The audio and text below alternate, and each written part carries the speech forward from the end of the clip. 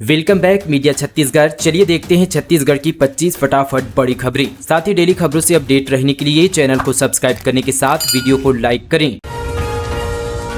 योगी आदित्यनाथ ने छत्तीसगढ़ को भेजा आम। सीएम साय ने कहा, इन रसीले और मीठे आमों में है प्रभु श्री राम की यादें। उत्तर प्रदेश के मुख्यमंत्री योगी आदित्यनाथ ने छत्तीसगढ़ के सीएम विष्णुदेव साय को उपहार में काकोरी आमों का टोकरा भेजा है। इस पर सीएम साय ने कहा कि यह उपहार पाकर मैं भावुक और अभिभूत हूं।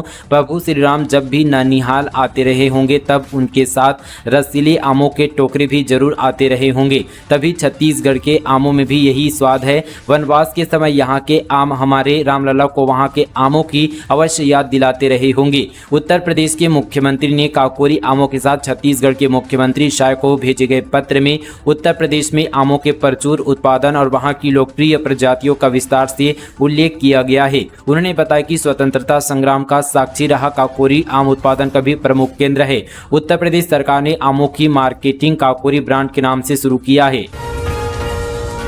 एक साथ नगरीय निकाय और पंचायत चुनाव कराने पर भूपेश बघेल बोले, संभव नहीं है वन नेशन वन इलेक्शन। पूर्व मुख्यमंत्री भूपेश बघेल ने प्रदेश में नगरीय निकाय चुनाव और पंचायत चुनाव को एक साथ कराने को लेकर बीजेपी पर जमकर हमला बोला है। उन्होंने कहा कि छत्तीसगढ़ सरकार वन इलेक्शन वन नेशन कैसे करा सकती है। चुनाव केवल पंचायत और नगरीय निकाय नहीं होते, चुनाव विधानसभा के भी होते हैं और लोकसभा के भी। जो राज्य सरकार के हाथ में नहीं है वह वन नेशन वन इलेक्शन के बारे में ये क्या चर्चा करेंगे। इनकी चर्चा राष्ट्रीय स्तर पर होगी। वन नेशन वन इलेक्शन संभव नहीं है। चोर के टैटू से गिरोह तक पहुंची छत्तीसगढ़ पुलिस। सर्वेयर बनकर एक हफ्ते तक घर ढूंढा, 52 लाख का माल बरामद। मध्य प्रदेश का सराफा कारोबारी मास्टरमाइंड बिलासपुर समेत 6 ज्वेलरी शॉप में चोरी करने वाले बंसोर गिरोह को पुलिस ने गिरफ्तार किया है। इस गिरोह का मास्टरमाइंड मध्य प्रदेश का सराफा कारोबारी है, जो चोरी के गहने खरीदने के लिए इनका इस्तेमाल करता था और वारदात के बाद गहने लेकर उन्हें सुरक्षित उनके ठिकानों तक पहुंचाता था। ये गिरोह फिर से जसपुर जिले के तपकरा में वारदात को अंजाम देने की फिराक में था। इससे पहले ही एक सदस्य के हाथ पर बने टैटू के जरिए पुलिस इनके गढ़ तक पहुंच गई। एक हफ्ते तक एएसपी, डीएसपी सहित दर्जन भर पुलिसकर्मी ने जनगणना सर्वे समेत अलग अलग बहाने से आरोपियों की पहचान की। चलती कार में स्टंटबाजी, ट्रैफिक नियमों की अनदेखी कर मस्ती करते रहे युवक युवतियां। बिलासपुर से खबर है, ट्रैफिक नियमों की अनदेखी कर कार सवार एक लड़की और 2 लड़कियों का स्टंट करते वीडियो सोशल मीडिया पर वायरल हो रहा है। यह घटना दयालबंद से जगमल चौक जाने वाली रोड की है। इस मामले में पुलिस का कहना है कि कार के रजिस्ट्रेशन नंबर के जरिए युवकों की पहचान की जा रही, उन्हें यहाँ पर नोटिस जारी कर वैधानिक कार्यवाही की जाएगी। आईईडी ब्लास्ट से 2 मासूमों की मौत, नक्सलियों ने माफी मांगी। बस्तर में कहा, हमारी गलती है, जवानों को नुकसान पहुंचाने प्लान किए थे बम।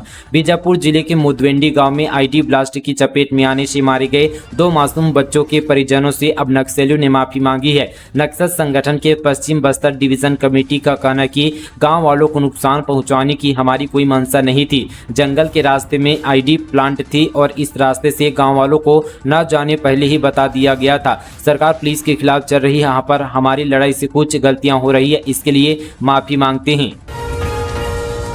दीपक बैज बोले, भाजपा ने आदिवासियों का किया अपमान। आरएसएस के खुले विरोध की वजह से सरकार दबाव में आई। सीएम साय से पूछे सवाल। छत्तीसगढ़ प्रदेश कांग्रेस अध्यक्ष दीपक बैज ने बीते दिन प्रेस कॉन्फ्रेंस कर कहा कि बीजेपी ने 9 अगस्त को विश्व आदिवासी दिवस के कार्यक्रमों का बहिष्कार कर दिया। आखिर क्या कारण था कि तय कार्यक्रम होने के बाद भी सीएम विष्णुदेव साय और मंत्री रामविचार नेताम विश्व आदिवासी दिवस कार्यक्रम में शामिल नहीं हुए। दीपक बैज ने कहा कि हम शुरू से कहते थे कि छत्तीसगढ़ की डबल इंजन की सरकार दिल्ली के रिमोट कंट्रोल से संचालित हो रही है, लेकिन यहाँ पर विश्व आदिवासी दिवस के दिन यह पता चला कि यह सरकार दिल्ली से रिमोट कंट्रोल पर चलती है। साथ ही यहाँ पर नागपुर के रिमोट कंट्रोल से भी यह सरकार चल रही है।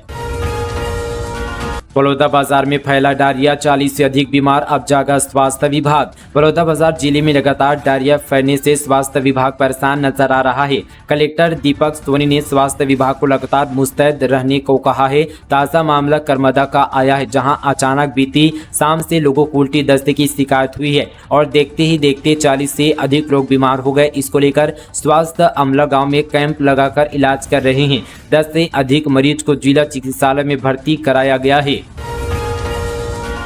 छत्तीसगढ़ में 5 नक्सल एजेंट्स गिरफ्तार, ठेकेदारों से 60 लाख वसूले, सुरजू टेकाम की फ्लाइट टिकट भी कराई। संतोष पांडे बोले इनमें एक बघेल का सलाहकार। छत्तीसगढ़ के मोहला मानपुर अंबागढ़ चौकी जिले से नक्सलियों के 5 एजेंट्स पकड़े गए हैं। ये आरोपी यहां पर ठेकेदारों से वसूली कर नक्सलियों तक पहुंचाते थे। पुलिस के मुताबिक अब तक 60 लाख रुपए से ज्यादा की वसूली ये कर चुके थे। इन्हीं पैसों से आदिवासी नेता सुरजू राम टेकाम के लिए फ्लाइट की टिकट भी बुक कराई गई थी। वहीं इस मामले में राजनांदगांव लोकसभा से सांसद संतोष पांडे ने गंभीर आरोप लगाया है। उनका कहना है कि गिरफ्तार किए गए आरोपियों में से एक विवेक सिंह भूपेश बघेल के पिता नंद कुमार बघेल का सलाहकार रहा है। वहीं भूपेश बघेल ने इसे यहाँ पर घटिया मानसिकता बताया।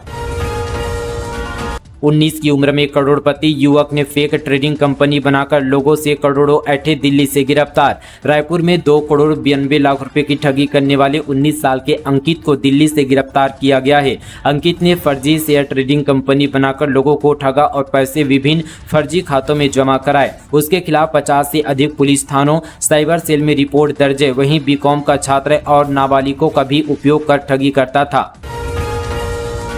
आंध्र प्रदेश से मध्य प्रदेश जा रहे व्यापारी से रायपुर में लूट, बदमाशों ने बस स्टैंड पर मारपीट कर लूटे पैसे, कहा गांजा केस में जेल भिजवा देंगे। रायपुर के भाटा गांव बस स्टैंड में मध्य प्रदेश के एक व्यापारी से दिन दहाड़े लूट हुई है।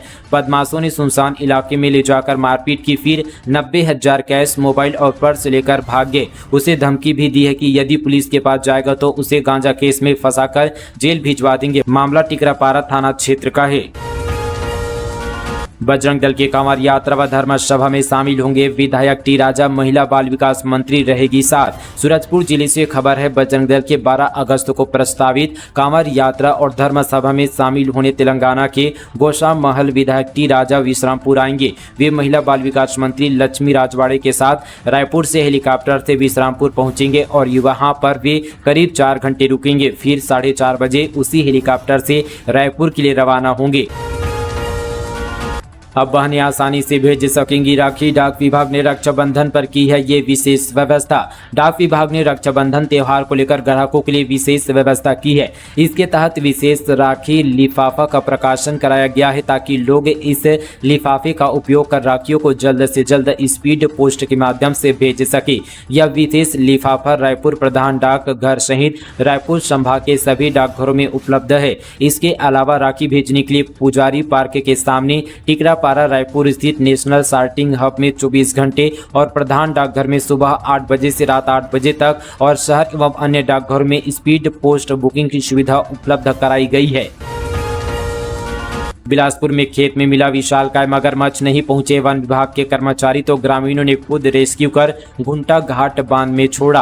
बिलासपुर जिले के रतनपुर के खेत में विशालकाय मगरमच्छ मिला है। लोगों ने यहां पर इसकी सूचना वन विभाग को दी, लेकिन रेस्क्यू करने के लिए वन विभाग की टीम वहां नहीं पहुंची। काफी देर इंतजार करने के बाद ग्रामीणों ने खुद ही रेस्क्यू कर मगरमच्छ को घुंटा घाट बांध में छोड़ दिया। दरअसल पानी भरे खेत में मगरमच्छ का आधा शरीर डूबा हुआ था। ग्रामीणों को दूर से ही एहसास हो रहा था कि यह विशालकाय मगरमच्छ है। वन विभाग की टीम का काफी इंतजार करने के बाद भी जब कोई नहीं आया तो ग्रामीणों ने मिलकर उसे रस्सी से बांधकर खेत से बाहर निकाला। इसके बाद मगरमच्छ को एक पिकअप में लादकर घुंटा घाट बांध की ओर ले गए।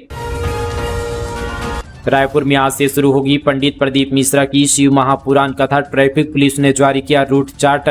छत्तीसगढ़ की राजधानी रायपुर में कथावाचक पंडित प्रदीप मिश्रा की शिव महापुराण कथा आज से शुरू होने वाली है। यह शिव महापुराण कथा 16 अगस्त तक चलेगी। शिव महापुराण कथा में आने वाले श्रद्धालुओं के लिए पार्किंग और डायवर्सन की व्यवस्था की गई है। रायपुर पुलिस ने इसके लिए ट्रैफिक एडवाइजरी जारी की है।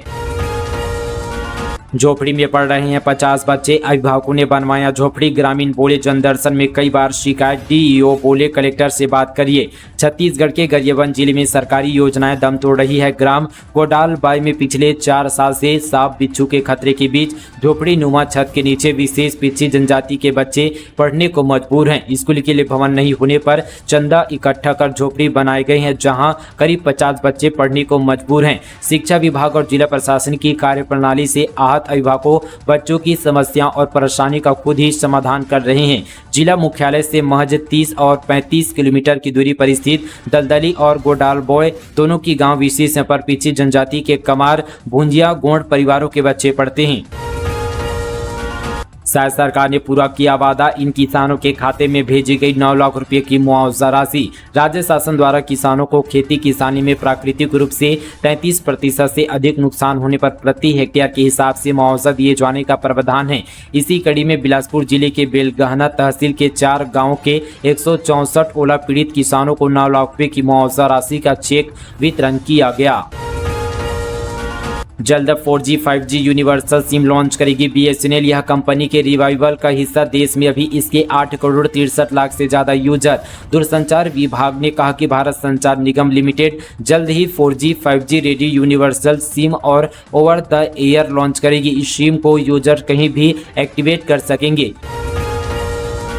छात्रा से बर्तन धुलवाने के मामले में कलेक्टर ने की कार्रवाई। 2 शिक्षाएं निलंबित, प्राचार्य सहित 5 शिक्षकों को हटाने के निर्देश। कलेक्टर बिलासपुर अविनाश शरण ने मटियारी के संकुल शैक्षणिक समन्वयक हरनारायण सिंह, गौतम प्राथमिक शाला मटियारी में पदस्थ शिक्षिका शारदा नरवानी एवं कुमारी मरियम परवा को निलंबित करने के साथ ही स्कूल के स्वीपर लक्ष्मी नारायण सूर्यवंशी को सेवा से पृथक कर दिया गया। कलेक्टर ने यह कार्रवाई बीते दिनों प्राथमिक शाला मटियारी में स्कूली छात्रा से बर्तन धुलवाने के मामले में शिकायत की जांच में प्रथम दृष्टया उक्त सभी को जवाबदार पाए जाने पर की गई।